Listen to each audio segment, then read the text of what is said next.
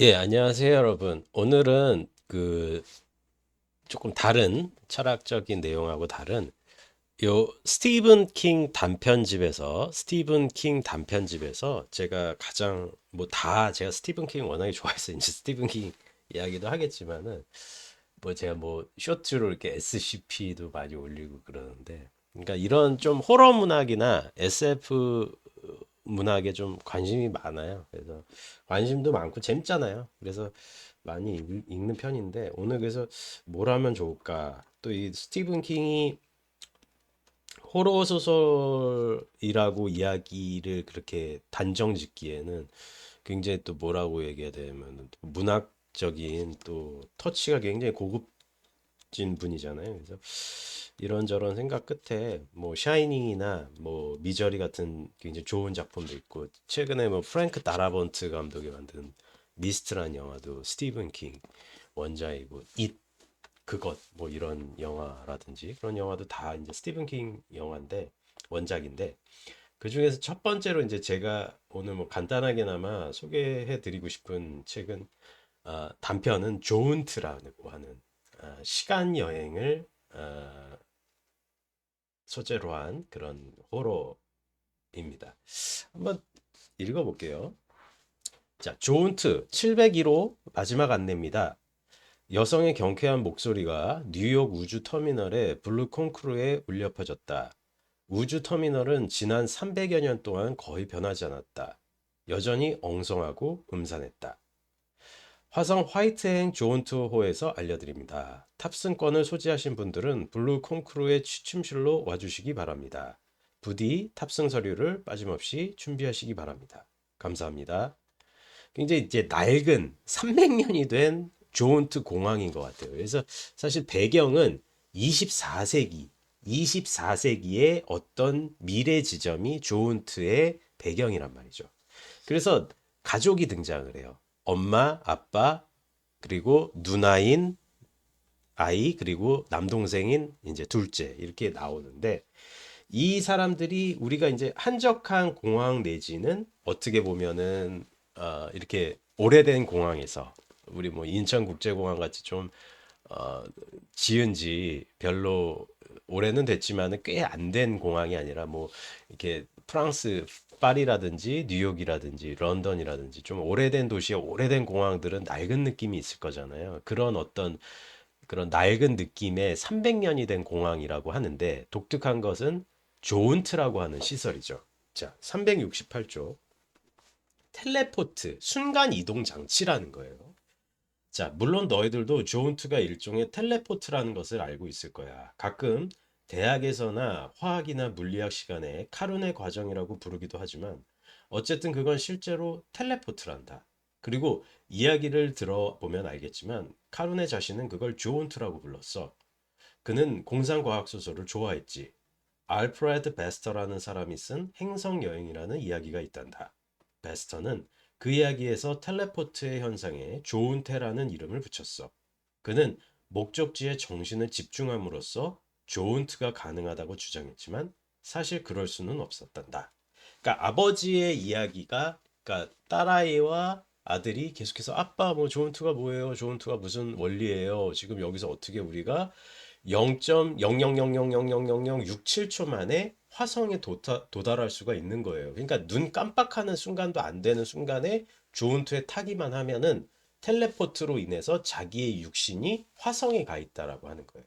그러니까 극단적인 순간 이동 기술이죠. 그런데 여기서 스티븐 킹이 간간히 그 낡은 공항에서 그 승무원들이나 이런 그 비행 저기 뭐야 공항에서 일하는 사람들의 무심하지만 약간 좀 이상한 듯한 그 행동 방침을 말하고 있거든요. 그러니까 이상한 게 아니라 우리가 볼 때 좀 섬찟한 보일 듯한. 근데 이미 거기서는 이것이 안전 장치로 통용이 된 그런 행동을 하거든요.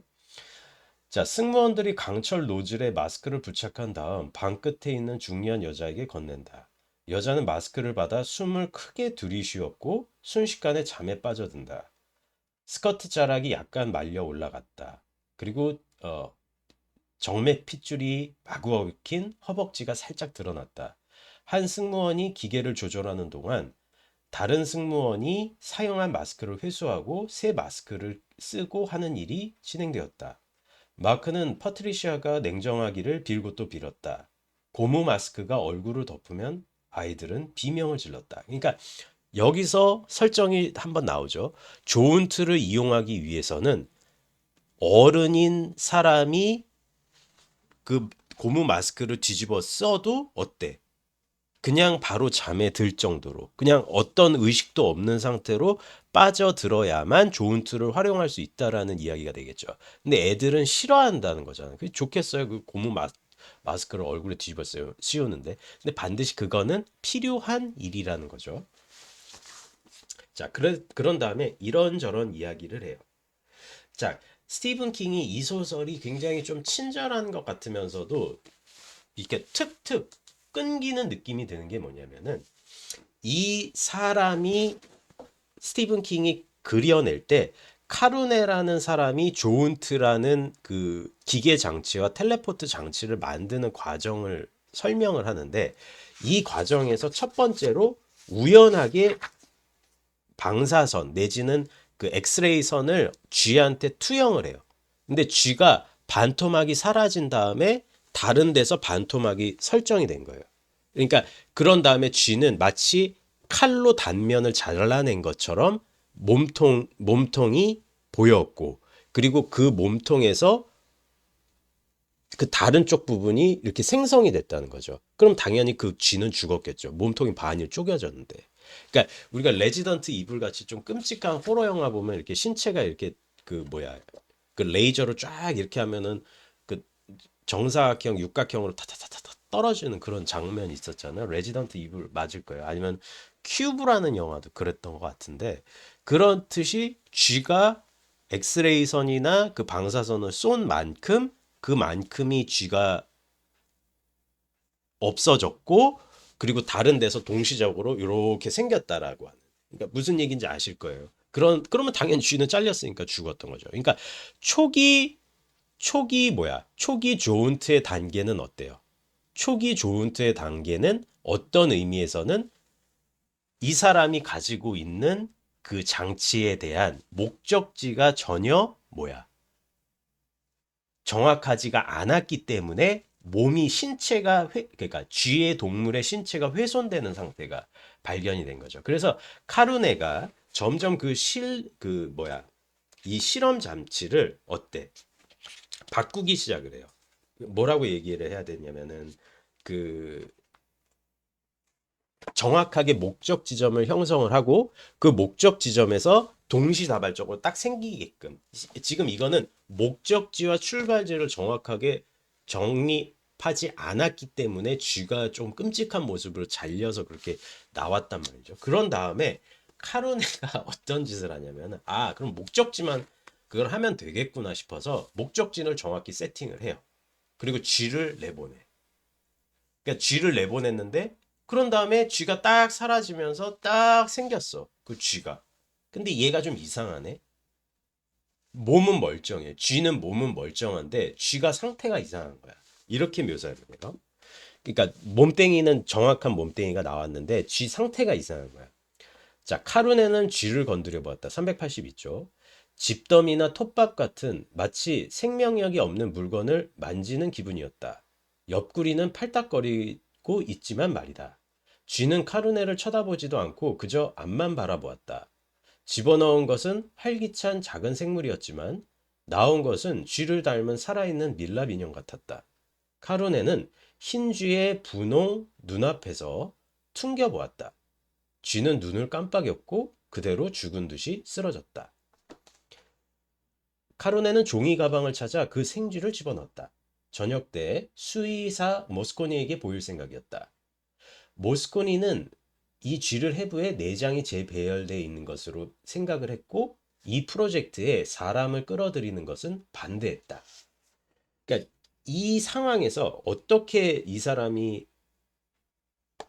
알게 되냐면은 뭐를 알게 되냐면은 의식은 살아있는 상태라는 거예요.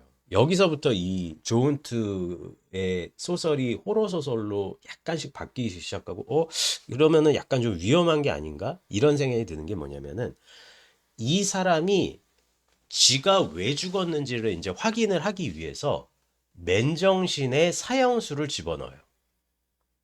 자, 사형수에게는 이것을만 하면은 풀어주겠다. 아니면 이것을 하면 좋겠다라고 어떻게 보면은 이러면 안 되지만 인간 실험을 하기 시작을 하는 거예요. 그런 다음에 조은투에 이 사형수를 집어 넣어봐요. 자, 그랬을 때 어떤 사태가 발생을 하냐면은 사형수가 나오자마자 완전히 늙은 모습으로 거긴 영원이야라고 비명을 지르고 심장마비로 사망을 해버리거든요. 그러니까 여기서 이제 스티븐 킹이 거의 다 드러내고 있는 거죠. 조은트의 텔레포트의 순간 이동은 육신은 완전히 0.000067초 만에 보내게 되지만은 정신까지는 정신까지는 그렇게 보내지 못한다라는 얘기예요. 자, 우리가 지금 여기 있는 상황에서 화성까지의 거리까지 간다라고 쳤을 때, 화성까지 거리를 간다라고 쳤을 때, 그 시간은 어떻게 보면은 0.000067초 만에 텔레포트로 옮길 수가 있겠지만, 그 시간이 아닌 물리적인 또한 그 공간은 그 거대한 공간과 그 억겁의 공간은 마치 억겁의 시간이 흐른 것 같은 영원의 시간이 존재할 거잖아요. 그런데 이 억겁의 시간 자체를 순간 이동시키는 능력까지는 없는 거예요. 그러면 뭐다? 의식을 잠재워 놔야 돼요. 이게 무슨 얘기인지 아시겠죠? 그게 옮긴 만큼 그 시간에 비례한 만큼 그 사람의 정신이 늙어버린 거예요. 60, 70년, 80년이 늙은 게 아니라 90, 100, 120년 영원으로 느껴지는 공포가 그 사람이 경험을 한 거예요. 여기서 이 소설에 사실은 호러가 있는 거거든요. 그러니까 처음에는 아주 작은 사물로부터 시작을 해요. 연필, 열쇠 이런 것부터 시작을 하다가 두 번째는 하등생물, 쥐 이런 거를 시작을 하고 결과적으로 죄수의 이야기를 했을 때 죄수의 의식은 전혀 잠들지 못하고 그만큼의 억겁의 그 조은트에서의 텔레포트 안에서의 영혼을 경험을 하고 나온 거예요. 자, 여기서 어떻게 보면은 이 소설의 대말미에서 이런 식으로 나와요.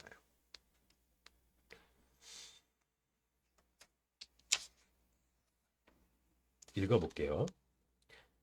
네 명의 탔다라고 했죠. 아빠, 엄마, 누나인 첫째 딸, 그리고 둘째 아들. 육신이 조은트 하는데 필요한 시간은 고작 0.000000000067초에 불과하다. 하지만 분해되지 않는 의식의 관점으로 볼 때도 그럴까? 그건 100년, 1000년 아니면 100만 년이나 10억 년이 될 수가 있다. 완전한 백지의 세계에서 의식이 버틸 수 있는 한계는 어딜까? 10억 년 동안의 침묵이 깨지고 빛이 돌아오고 형체와 육신이 돌아왔다. 어떻게 맨정신으로 버틸 수 있겠는가? 여기서 호러가 나오는 거죠. 정신은 그만큼의 텔레포트만큼의 순간이동을 못한다라는 설정이 사실 조은트에서의 공포를 불러일으킨다는 얘기예요. 그러면 어떻게? 마취가스를 마시면 돼요. 마취가스를 마시면은 기억이 사라지니까 그만큼이 움직일 수가 있는 거지. 그만큼의. 그러면 그 억겁의 시간을 그냥 재워버리는 거잖아. 의식을 그냥 억지로 오프 시켜야지만 안전하게 갈 수가 있다는 얘기잖아. 리키, 마크가 입을 열었다. 하지만 그때 마침 승무원들이 카트를 밀고 들어왔다. 한 승무원이 말했다. 준비되셨어요? 마크가 고개를 끄덕였다. 아빠, 무서워요. 아프지 않나요? 첫째 딸 파트리샤가 작은 목소리로 말했다. 아니야, 아니야. 전혀 아프지 않아. 아빠인 마크의 목소리는 매우 침착했지만 심장은 다소 빠르게 뛰었다. 이번이 벌써 25번째 조은트 텔레포트 여행인데도 늘 그랬다. 내가 먼저 떠날 테니 얼마나 쉬운지 봐두렴. 조은트 승무원들이 흥미롭다는 듯이 마크를 바라보았다. 마크는 고개를 끄덕이고는 미소를 지어 보인다. 마스크가 내려왔다. 마크는 두 손으로 마스크를 잡아 어둠의 가스를 들이켰다. 마크 그리고 이제 스티븐 킹이 행간을 넓혀요. 마크가 가장 먼저 인식한 것은 화이트헤드 시를 둘러싸고 있는 돔 지붕 밖으로 보이는 어둡고 딱딱한 화성의 하늘이었다. 무사히 도착했네요, 아빠는. 그리고 의식도 멀쩡하고. 그러니까 마취에 된 거죠. 이곳은 밤이었고 지구에서와 달리 별들이 마치 불타듯 타오르고 있었다. 두 번째도 깨달은 것은 회복실에서 뭔가 소동이 벌어졌다는 것이다. 중얼거리는 소리, 고함 소리, 그리고 날카로운 비명 소리. 오, 맙소사, 말리스. 마크는 좋은 뜻 침상에서 일어나려 했다. 머리가 아직 빙글빙글 돌았다. 또 다른 비명 소리가 들렸다. 마크는 좋은 뜻 승무원들이 자신들의 침상으로 달려가는 것을 본다. 밝은 빨간색의 점퍼가 승무원들의 무릎 주변에서 펄럭거렸다. 마를리즈가 한 곳으로 손가락을 가리키며 마크를 향해 비틀비틀 걸어왔다. 그러고서 다시 비명을 지르고는 바닥에 쓰러졌다. 마릴리즈가 힘없이 힘켜잡은 빈 조은트 침상 아래에 복도 아래로 떨어져 있었다. 그러니까 그리고 리키가 굉장히 어렸을 때 장난꾸러기였다라고 아버지인 마크의 회상에서 떠올라요. 리키 옆자리에 앉아있던 딸아이는 여전히 편안히 잠들어 있었다. 마크의 아들이었던 그것은 이제 사태가 벌어졌죠. 마크의 아들이었던 그것은 조은트 침상 위에서 고통스럽게 몸을 비틀고 있었다. 방금 전만 해도 12살에 불과했던 아이는 머리가 새하얗게 변해버렸고 눈빛은 영겁을 살아온 노인의 것이었다. 황달에 걸린 듯 각막까지 노랗게 변해 있었다. 시간보다도 더 늙어버린 아이가 된 것이다. 늙은 아이의 다리가 부르르 떨렸다. 그리고 말했다. 아빠가 생각하는 것보다 더 길어요. 훨씬 더 길어요. 가스를 내밀 때 난 숨을 안 쉬었죠. 보고 싶었거든요. 난 봤어요. 봤다고요. 아빠가 생각하는 것보다 훨씬 길어요. 괴물은 조은트 침상 위에서 빽빽거리더니 급기야 이렇게 조금 끔찍한 얘기 했고요. 아빠 생각보다 더 길었어요. 난 보았죠. 보고 말았죠. 아빠가 생각하는 것보다 더 영원한 조은트를 말이에요. 괴물은 또 다른 말을 했다. 그리고 조은트 승무원들이 다가가 신속하게 그의 침상을 옮기기 시작했다. 아들은 끌려가는 와중에도 소리를 질러댔다. 괴물은 뭔가 다른 말을 하다가 소리를 질러댔다.